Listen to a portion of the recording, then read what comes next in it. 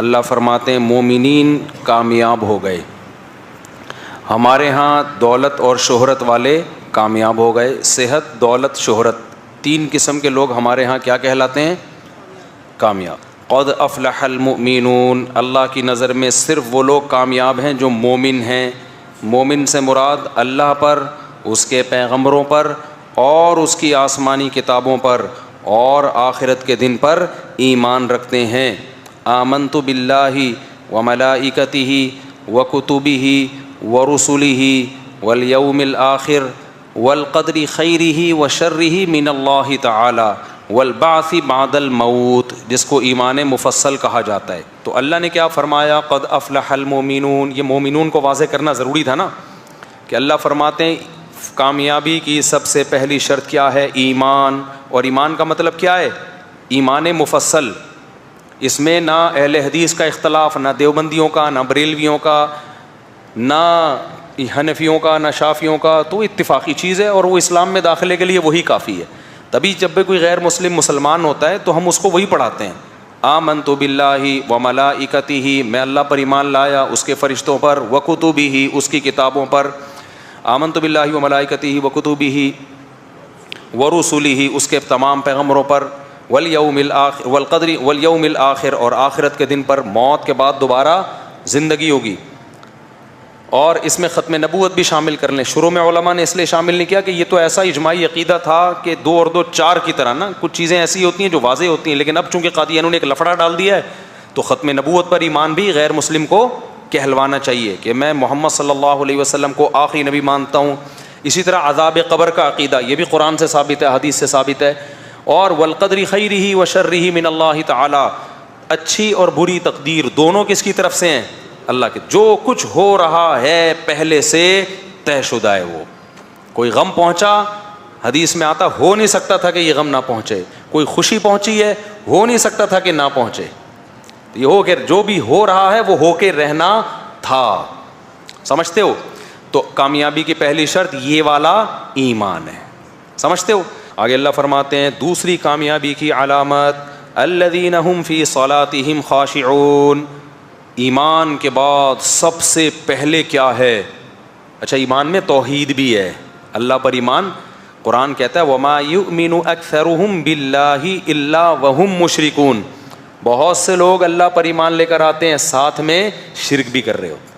عیسائی بھی کہتے ہیں ہم ایک اللہ کو مانتے ہیں، پھر کہتے ہیں عیسیٰ اللہ کے بیٹے ہیں. اللہ کہتے ہیں اس ماننے کی تکلف کی ضرورت نہیں ہے، جب بیٹا تو اسی کی جنس میں سے ہوتا ہے، تو اللہ کا تو مثل کوئی بھی نہیں ہے. لیس کمثلہ شیء، اللہ جیسا کوئی بھی نہیں ہے. بیٹا باپ جیسا ہوتا ہے کہ کہتے ہیں نا ناک دادا پہ گئی ہے، آنکھیں، اور شرارتی اگر ہو تو بیوی کہتی ہے بالکل باپ پہ گیا ہے. ٹھیک ہے نا، بالکل کس پہ گیا ہے؟ باپ پہ گیا ہے. تو بیٹا نہیں ہو سکتا اللہ کا کوئی. تو عقیدہ توحید ہے، اس میں یا اللہ مدد ہوگا، یا رسول اللہ مدد نہیں چلے گا، یا غوث آدم مدد نہیں چلے گا، قبروں سے مانگنا نہیں چلے گا. اگر کرنا ہی ہے پھر اللہ کہتا ہے پھر یہ مجھ پر ایمان کے تکلف کی بالکل بھی ضرورت نہیں ہے. دوسری کامیابی کی علامت، پہلی ایمان جس میں عقیدہ توحید سب آ گیا. دوسری بات، نمازوں میں خشوع پیدا کرتے ہیں. جس کی نماز میں خشوع نہیں ہے اللہ کی نظر میں وہ کامیاب نہیں. تراویحوں میں کیسا بیڑا غرق ہو رہا ہے نمازوں کا یار. یوٹیوب پہ آ رہی ہوتی ہیں گاؤں دیہاتوں کی تراویحاں، ان الذین آمنوا تعلمون، ٹھک رکوع، ٹھک قوما، ٹھک سجدہ. تسلی سے 3 تسبیحات تو پڑھ لو. تو نماز کو خشوع و خضوع سے پڑھو. اچھا، ایک اہم آپ کو پوائنٹ کی بات بتاتا ہوں. جس کا نماز میں دل نہ لگتا ہو نا، ہمت کر کے ایک دفعہ 100 رکعت کی نیت باندھ لے. وہ 100 نہیں تو 50 رکعت پڑھ لے. جس کام میں دل نہ لگ رہا ہو نا وہ ایک دفعہ تمیز سے کر لو، اگلے دن سے دل لگنا شروع ہو جائے گا. یہ میں آپ کو لکھ کے دے رہا ہوں. آپ 50 رکعتوں کی نیت باندھ لو، 50 رکعتوں کے بعد نا پھر آپ کو تسلی سے پڑھو 50 رکعتیں، عادت پڑ جائے گی آپ کو، دیکھنا. تو اس کا بڑا فائدہ ہوتا ہے. تو اللہ نے فرمایا ہم فی صلاتہم خاشعون. جنتیوں کی دوسری علامت کیا ہے؟ نمازوں میں خشوع پیدا کرتے ہیں، ٹرخاتے نہیں ہیں.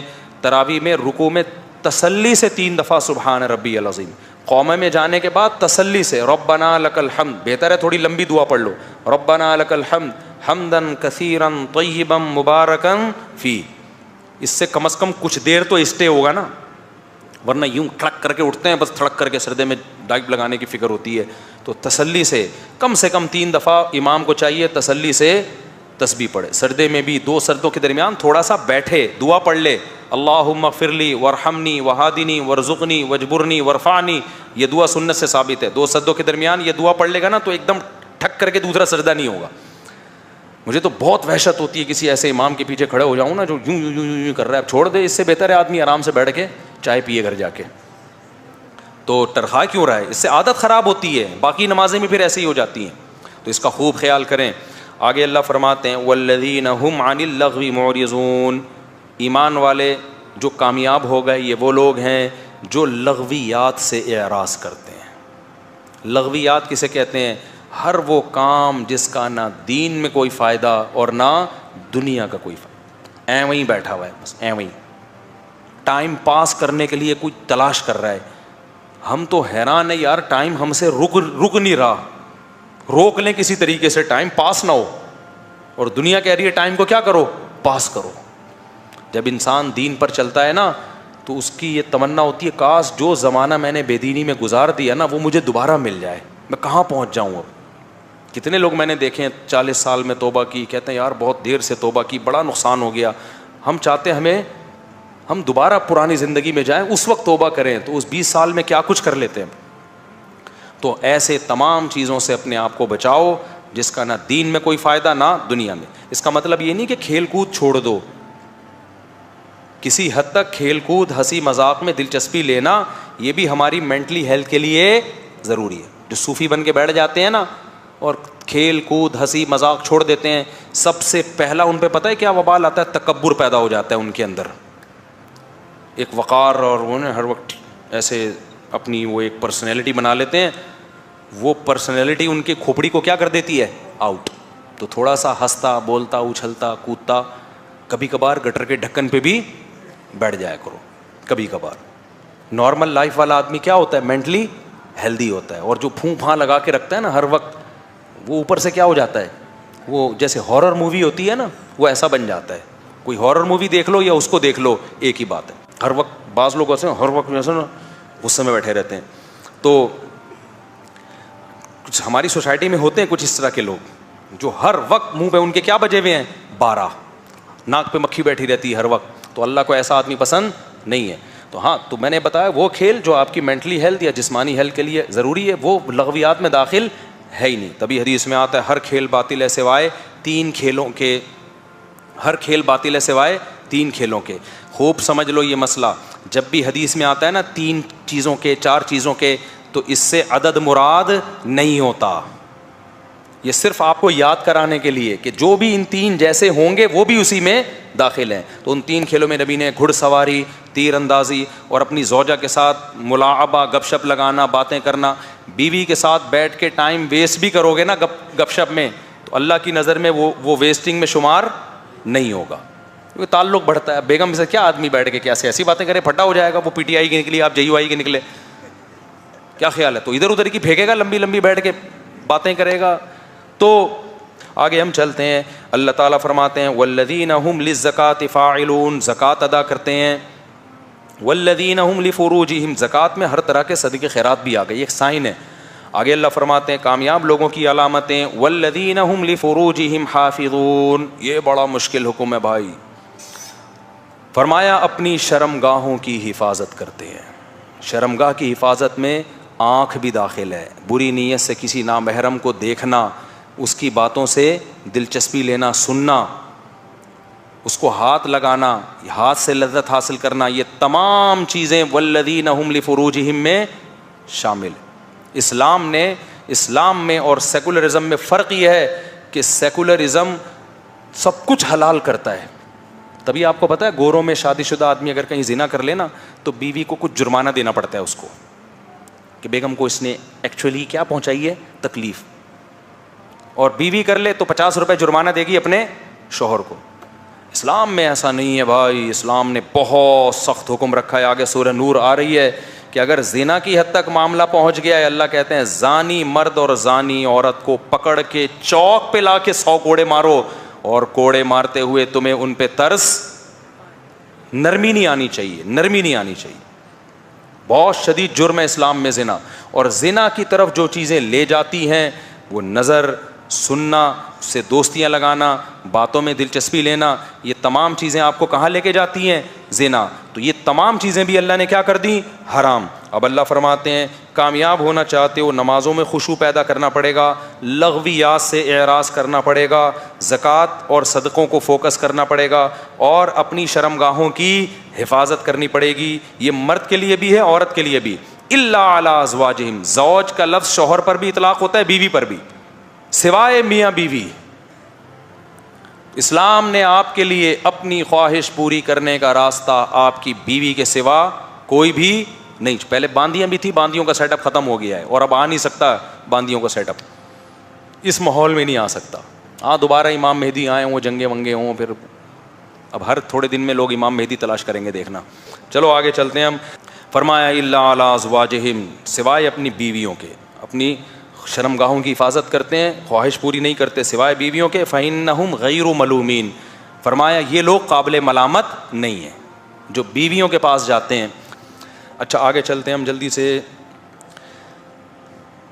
والذین هم لأماناتهم وعہدہم راعون والذین هم علی صلواتہم یحافظون. دیکھو کیا نماز کی ویلیو ہے. آگے اللہ فرماتے ہیں وہ لوگ اپنی نمازوں کی حفاظت کرتے ہیں. نماز کا تذکرہ 2 دفعہ آیا. نمازوں کی حفاظت پتہ ہے کیا ہے؟ عبداللہ بن مسعود سے مروی ہے. میں اس پہ انشاءاللہ ایک پوری ویڈیو ریکارڈنگ کرواؤں گا کہ یہ جو آج کل ظہر کے ٹائم داخل ہوتا ہی اثر پڑنا شروع کر دیا لوگوں نے, اور ٹینشن ہے, ایکچولی ہم تھوڑا سا بزی چل رہے ہیں, اور پھر وہ مغرب کو عشاء تک لے جاتے ہیں. کسی حدیث میں ایسا واضح حکم, کسی بے غبار صحیح حدیث میں, تبھی عبداللہ بن مسعود رضی اللہ تعالیٰ عنہ صحیح بخاری میں کہتے ہیں نبی نے مزدلفہ کے علاوہ کہیں بھی 2 نمازوں کو اکٹھا نہیں پڑھا. اور دوسری حدیث میں, صحیح حدیث ہے وہ بھی, اس میں کہتے ہیں عرفات میں بھی. تو عرفات اور مزدلفہ میں تو نبی نے اس طرح نمازیں اکٹھی پڑھی ہیں, ظہر کے وقت میں اثر پڑی اور مغرب کو مؤخر کیا مزدلفہ میں. عبداللہ بن مسعود کہتے ہیں اس کے علاوہ کبھی بھی اکٹھی نمازیں نہیں پڑھی ہیں. آپ کہہ سکتے ہیں ہو سکتا ہے عبداللہ بن مسعود کو پتہ نہ ہو, دوسری حدیثوں میں تو آتا ہے اکٹھی پڑھی ہیں. اس کا جواب یہ کہ خود عبداللہ بن مسعود سے ہی مروی ہے کہ اکٹھی پڑھی ہیں. تو اس کا مطلب وہ اکٹھی وہ نہیں ہے جو لوگ سمجھ رہے ہیں, وہ اکٹھی وہ ہے جو بخاری میں ہے, جس کا تذکرہ کہ نماز کو مغرب کو مؤخر کیا عشاء تک, اور عشاء جب داخل ہونے والی تھی تو مغرب پڑھی, اور عشاء کے داخل ہوتے ہی کیا پڑھ لی؟ عشاء پڑھ لی ہے. اس طرح سے جمع بین الصلاتین ہوا ہے. پھر بھی امام شافعی کا مذہب ہے وہ 2 نمازیں اکٹھی پڑھتے ہیں, لیکن آپ تو امام شافعی کو تھوڑی مانتے ہو, آپ تو دلائل کو مانتے ہو. سفر میں امام شافعی قائل ہیں 2 نمازیں اکٹھی پڑھنے کے. یا تو آپ شافعی بن جاؤ, اور اگر آپ کہتے ہو ہم تقلید نہیں کرتے, تو پھر بھائی دلائل کی دنیا میں اس میں ابو حنیفہ کا پلڑا بھاری ہے. دلائل کی دنیا میں بہت بھاری ہے پلڑا. کیوں؟ امام ابو حنیفہ کہتے ہیں قرآن جگہ جگہ کہہ رہا ہے ہر نماز اپنے ٹائم پہ پڑھنی ہے. قرآن کہہ رہا ہے کامیاب لوگوں کی علامت ہے اپنی نمازوں کی حفاظت کرتے ہیں. اور عبداللہ بن مسعود کہتے ہیں نمازوں کی حفاظت ہے ہر نماز اپنے ٹائم پہ پڑھنا. اور بخاری مسلم سے پتہ چلتا ہے ہر نماز کا اپنا ٹائم ہے, 2 نمازوں کا ایک ٹائم نہیں ہے, 5 نمازوں کے الگ الگ ٹائم ہے. تو کیا یار یہ زندگی ہے؟ اللہ نے کہا دیکھو یہ ٹینشن اٹھا کے تم ایک نیک اور عزت دار انسان بن جاؤ گے, اور اس کا صلہ کیا ملے گا؟ اولئک هم الوارثون. اللہ کہتے ہیں یہ لوگ وارث ہیں. وارث کہتے ہیں دیکھو وارث وہ ہوتا ہے, ایک ہمیں جب کوئی چیز گفٹ دیتا ہے تو ہم قبول کریں تو ہماری ملکیت میں آتا ہے نا, ورنہ ہماری ملکیت میں نہیں آتا. کوئی ہمیں کوئی چیز بیچے, ہم خریدیں تو ہماری ملکیت میں آئے گی. ہر چیز ہماری ملکیت میں ہمارے اختیار سے آتی ہے, لیکن وراثت ہمیں آٹومیٹیکلی ملتی ہے. ابا کا انتقال ہوا, آپ وراثت قبول کریں نہ کریں آپ مالک بن گئے. اللہ کہتے ہیں کہ یہ وہ لوگ ہیں اولئک هم الوارثون.